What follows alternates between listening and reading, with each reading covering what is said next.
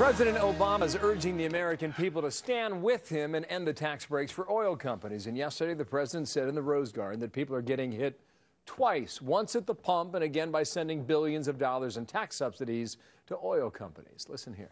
With record profits and rising production, I'm not worried about the big oil companies. With high oil prices around the world, they've got more than enough incentive to produce even more. Instead of taxpayer giveaways to an industry that's never been more profitable, we should be using that money to double down on investments in clean energy technologies that have never been more promising. At the moment, national average for gasoline almost $4 across the country, $3.93 right now. And Michigan Congressman Fred Upton has been on this topic, chairman of the House Energy and Commerce Committee. And sir, good morning to you. Good morning, Bill. Quickly after that statement, there was a vote on the other side of Congress that was defeated with the help of some Democrats. What did you think of what the president was saying yesterday?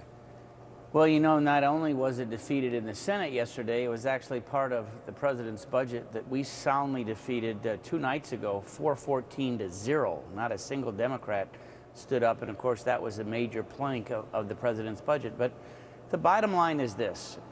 We consume as a nation about 18 million barrels a day of transportation fuels.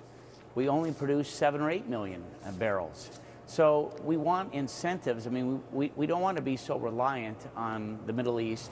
We want more domestic resources here. And if you take away the incentives here, they'll go other places and make us even more dependent on foreign oil. It is true, and many would argue that money goes where it's welcome, and if it's not welcome here, it's going to find a way somewhere else. But just take the president's argument there that money that's now being subsidized to oil companies, which, by the way, we did a bit of research here. The oil and gas companies receive tax breaks that is the equivalent of what the government spends in 15 hours. His argument is that you take the money away from the oil companies and give it to green energy.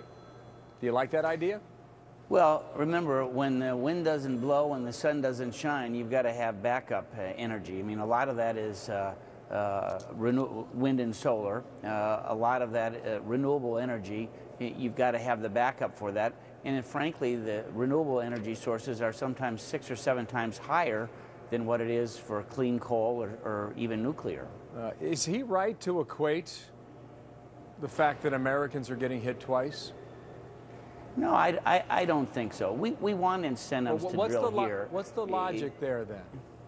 Well, let's just look at this last year. We produced 100 million barrels less on federal lands than the year before. They've stopped leases in Utah. They've in essence said no to additional drilling permits in the Gulf that is responsible for 1/3 of our oil. You look off the coast of Alaska, where it took an act of Congress actually to try and allow Shell, which spent $4 billion to try and drill 2 test wells off the coast of Alaska, where they think there could be billions of barrels underneath. Without those incentives, they're going to go someplace else. Don't we want to produce the energy here? Well, Ed Henry's at the White House yesterday during the press briefing, our Fox correspondent there. He asked Jay Carney about the president's vote as a senator in favor of the oil subsidies. I want to play that for you. I'll get you to react after this. Roll it here. I haven't examined the vote or what the prices were at the time or the whole bill that it was attached to. What I know and what the president knows is that this year, in 2012, when we are seeing high prices at the pump, high prices on the international oil market, and record profits from the oil and gas companies, there is no reason to continue these kinds of subsidies. It's just, take that argument out to the people. I don't think they'll go along with it. What do you think of that argument? Me? What do I think? Well, you know, they have a lot higher taxes in Europe, and they're paying about $8 or $9 a gallon.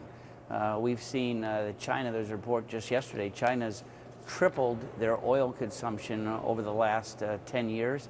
Report today, Japan, because of the Fukushima, they're using a lot more oil for electricity production.